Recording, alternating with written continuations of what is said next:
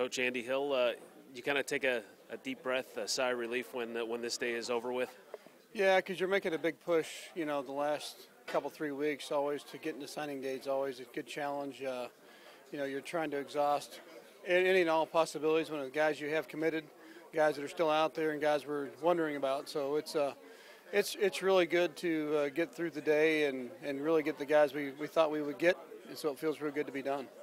Is there ever a time when a recruit commits that you're comfortable before this day? There's times, yeah. There's times where you do feel some comfortability, just knowing the person and certainly the family. But there's not many. I guess as Coach Pinkel said, we're all paid to be on pins and needles this time of year. So it's been, it's been a pretty good recruiting class, and certainly we felt like there's some guys that we had committed that stayed with us for a long time. 28 names on the list. I think there's 15 that are from that traditional SEC footprint. Are you guys happy with the progress that you've made, kind of changing your focus to the true Southeast in terms of recruiting?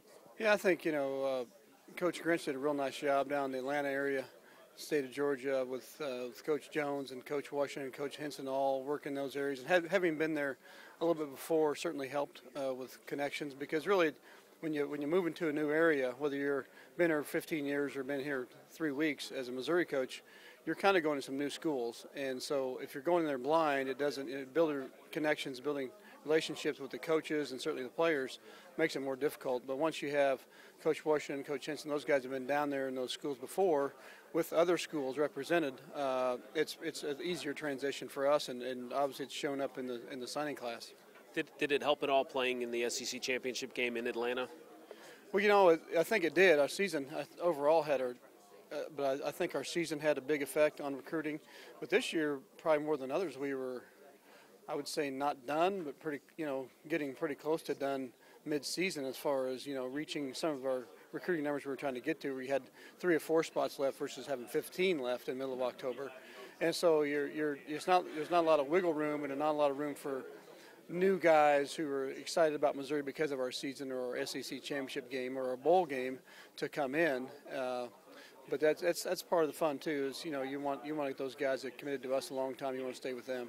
What do you hear from recruits now that you're going to be third year in the SEC? What kind of feedback do you get from them? Well, it's us trying to sell the fact that we're in the best conference in the country, and when you have 60+ guys drafted in last year's draft out of our conference, and their next closest conference is 31, so we're basically double. The next closest 2 don't add up to what we have getting drafted. I think all players see themselves as potential NFL draft picks, and so when you're talking about the competition we're playing with at Missouri and the competition we're playing against week to week in the SEC challenging schedule we have, it's an easier sell, and the guys that want to be challenged will accept the challenge. You get some vacation time now? We get a few days, and we're back to the fun. Coach Andy Hill, thanks for your time. Thank you.